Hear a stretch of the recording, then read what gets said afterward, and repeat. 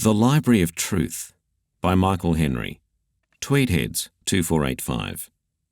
Narrated by David Tredinnick. Not many people can boast a library in their house unless they happen to live in a stately mansion. I bought this old house many years ago, and although it's no mansion, the room which I would eventually call my library was what appealed to me the most about the place. It's really just a study, but the walls were lined with bookshelves, as the previous owner was a writer who, like me, had a great love of books and literature. I needed a place to store my considerable collection of books, and the bookshelves in my study hold a treasure trove of works by authors famous and many not so famous, but they are all precious to me. As a schoolboy, I loved to read Robert Louis Stevenson and still recall the sense of wonder and adventure I felt at reading Treasure Island. And I will never forget the feeling of loss when I came to the end of that story.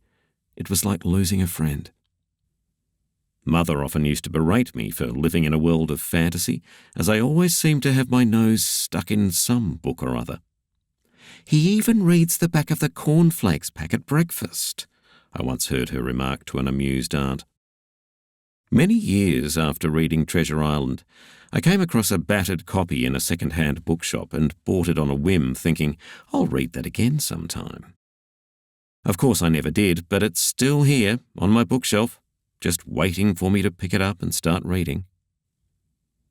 Later in life I collected other books and built up quite a little library, but eventually came to the realisation that books are really useless, just lumps of paper with ink on them. That is, until they are read, and then the magic happens. And what magic those lumps of paper reveal! Who cannot be moved by the mastery of Shakespeare, or the wit of Oscar Wilde, or the aching cry for social justice depicted in Steinbeck's novels? Now my little library contains a world of adventure, romance, horror, knowledge, science, history, and art. But there is one shelf which is empty, and it is that empty shelf which contains that which I begrudgingly admit to be the truth. The truth is, this empty bookshelf is waiting to be filled with all the books I wanted to write, the books I should have written, the books I need to write, and, let's admit it, the books I will never write. It is there as a constant reminder of what I didn't do, a psychological whip for my wimpy would-be writer's back. I even know the titles of many of these invisible, unrealised works.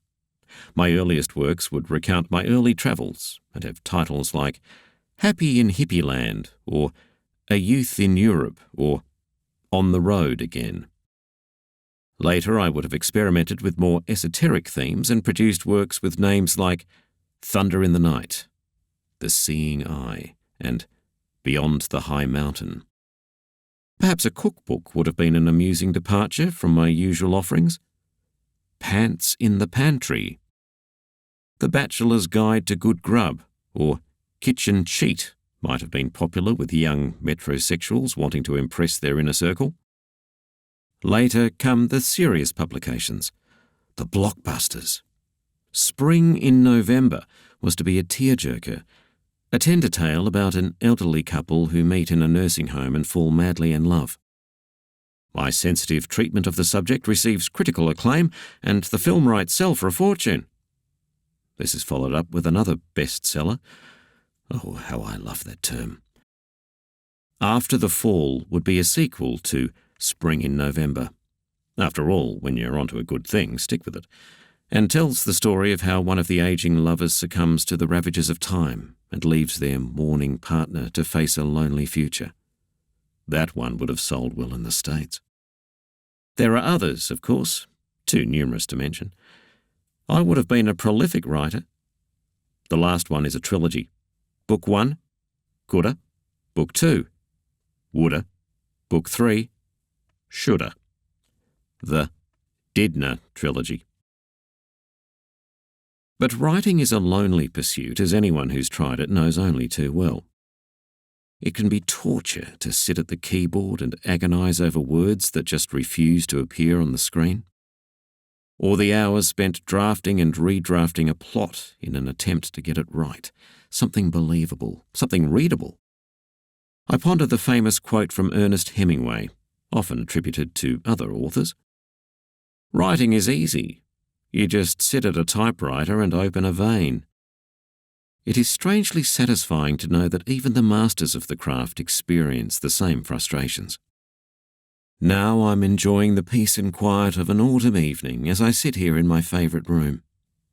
Turning, I pick up the latest addition to my little library, a slim paperback given to me by my sister for my 80th birthday. I wonder if I should start reading it right now, or wait until I'm caught up with my considerable backlog of things to do next. I ponder the cover and decide to face the truth. It's now or never. The book's entitled Living with Alzheimer's. The end.